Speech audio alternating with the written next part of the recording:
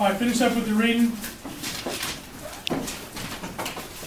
Let's move forward. We're going to talk about the Battle of Antietam today. At least for a little bit.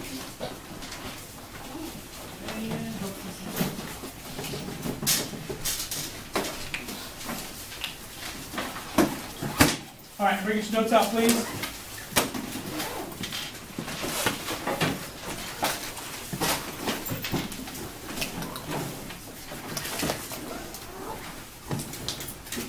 All right, it's kind of back. I kind of showed you where it's at. All right, and we said Virginia, and kind of a little bit across into Maryland here. All right, September 17, 1862. Down here, how many people have fought in the war, in this particular battle, excuse me. 39,000 for the south, 75,000 for the north. And you see how many people were died and how many people were wounded, which is ridiculous. This is considered the most bloody battle, the bloodiest battle of the war. All right. It was fought back and forth. I believe they went back and forth in this cornfield like 15 times. All right, fighting back and forth. We advanced a little bit, and they advanced a little bit. All right. Now, you guys heard about George McClellan, right? And what is his job? Somebody tell me. What does he do? You're the general. The general, all right. General of the Northern Forces, all right. Now, if you had to describe him, how would you think? You think Lincoln likes this guy, and why would he like him? Why would he not? Go ahead. Why? Because he's too cautious. He doesn't take any risks. He doesn't take any risks, right? He always thinks that the enemy has him outnumbered, which in truth, the North almost always outnumbers the South. Okay. If you look at the population density of North versus South, all right, we've got about, the North had about 23 million people, all right, the South had about 9 million at the beginning of the war, okay? But he's one of those guys, I relate him to, you guys know that I like Roman history, I relate him to a guy named Pompey the Great, okay? You may know who I'm talking about. A Roman general fought against Julius Caesar in their civil war way back when, okay? He was the same type of guy. He always thought he would never enter into a battle unless he thought he had superior numbers, okay? And he was really cautious about things, all right? This is the same kind of thing. I wouldn't put him on the level of Pompey the Great, but just think of him as a really cautious guy that basically he could have ended this war, or actually at least this battle, a couple of times. He could have crushed this army because at one point they, hold on a second, Matt. At one point they got to where there was a road in between them, and it's called Bloody Lane. All right, where so many people had died that, like I said, it was just 23 people deep. All right, and what happened was is they came to a stalemate at this road. All right, there was this little kind of a hill off in the distance a little bit, and the North actually found a way to fire down upon the South. Okay, so the South had to retreat. All right, you get a raised position on somebody, that's an advantage, and you get to basically you have to retreat. All right, it's a military advantage.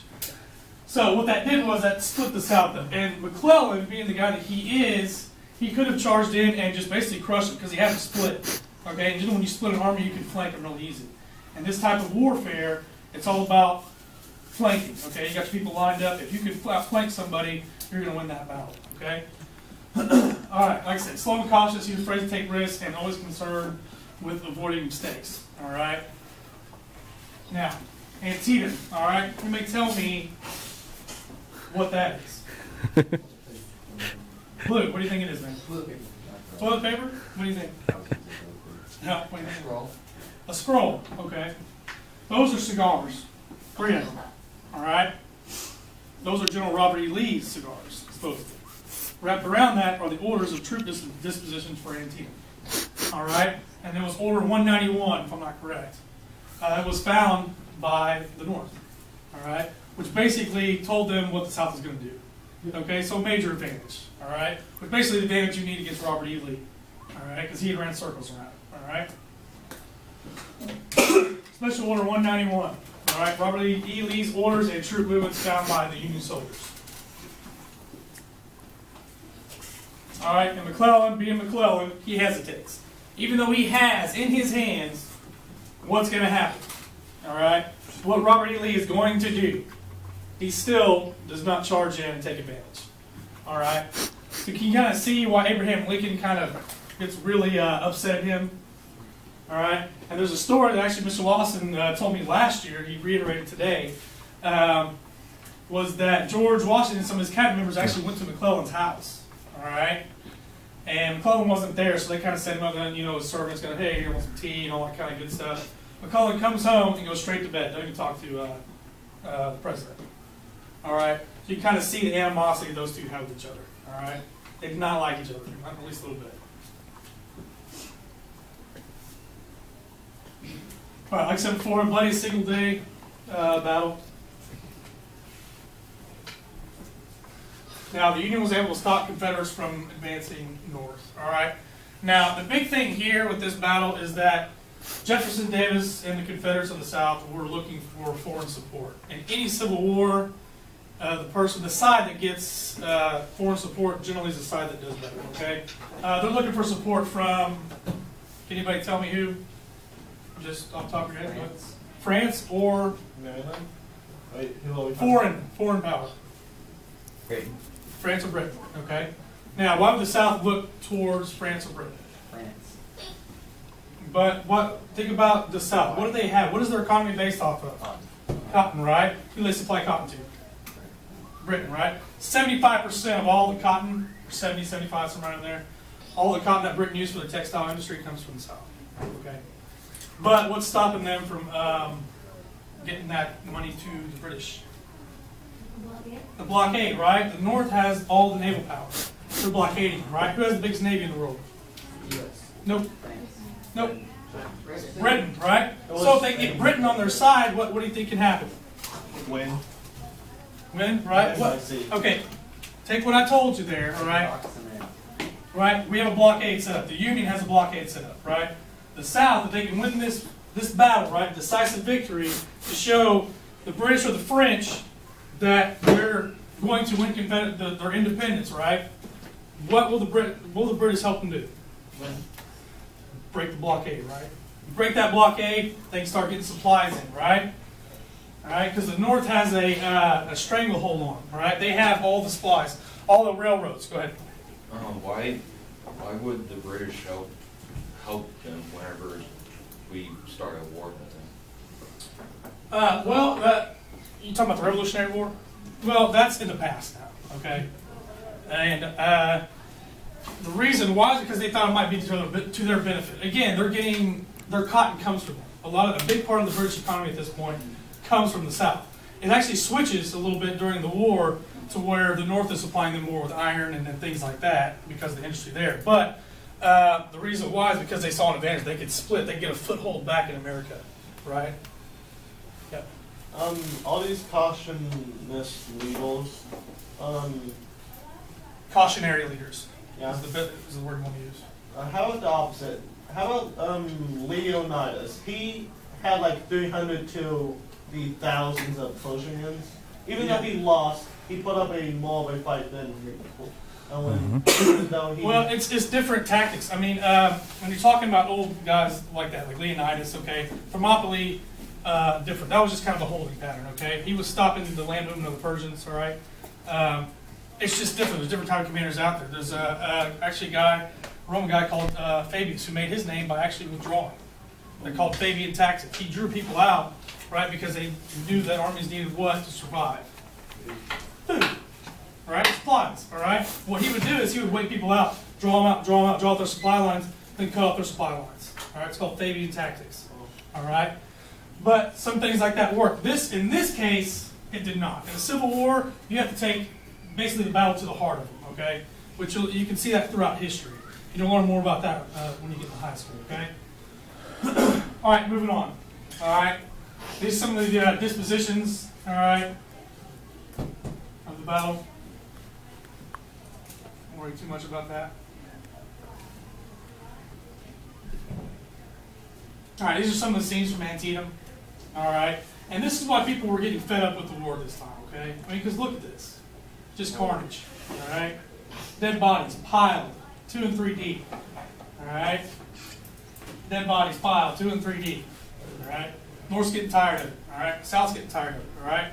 McClellan is actually of a mind to, he ends up running against Abraham Lincoln in the new election. He wants a peaceful settlement with the South. Abraham Lincoln wants to basically not destroy the South, but he wants to go in and just crush it, basically bring it back in, all right? He wants the Union to be back the way it was, not necessarily before the war, but, moving forward, all right? Okay. Artillery. Like that, like I said, these are just some pictures here of Antietam and the surrounding area. And then guy on the motorcycle. Yeah. Church. I don't know anything really about this one. The Bloody Cornfield. This is the one when I said it went back and forth 15 times. Okay, think of this. This cornfield, right? One side Union, one side Confederates, right? They fight, go forward a little bit, fight, go forward 15 times back and forth. All right? I can't remember the numbers, but thousands of people died within hours on that cornfield. Thousands. This is Bloody Lane. All right? I think this is actually that old picture right there when you saw them all stacked in there. Same place. Okay. Antietam Creek. Why is that important? Because we named the battles. The North named them after what? After a Creek City Lake. Right. What the South named after? They laid them in the house. All right. What's the other name for this battle? Anybody know?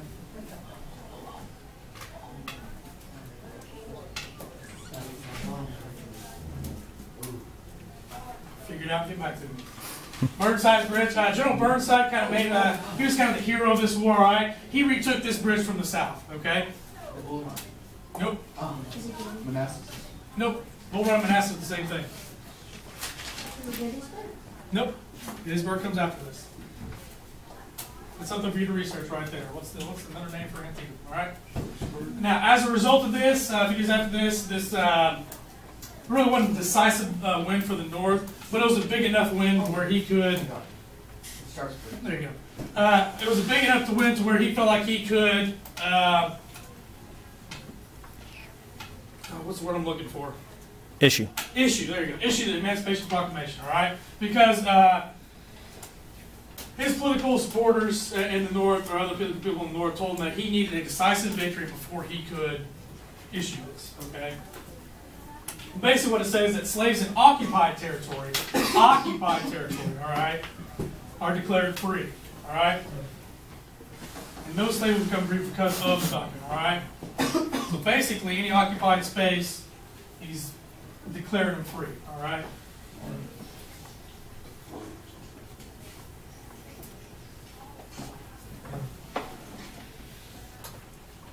All right. That's the short and skinny of Antietam.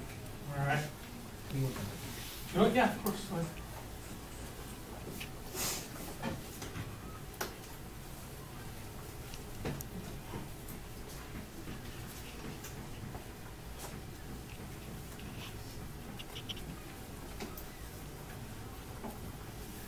Yes. On the bottom it says no slaves will become free because of the document, but it says slaves in occupied territories are declared free.